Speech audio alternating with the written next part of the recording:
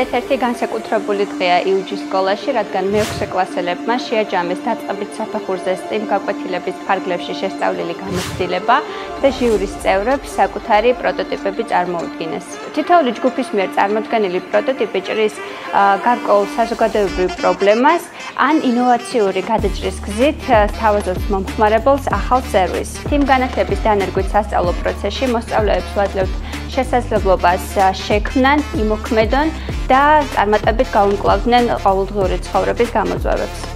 სამი ესეთი საინტერესო პროექტი გამოვაშკარავეთ. ერთ-ერთი ესეთი არის ენერგოფიდი.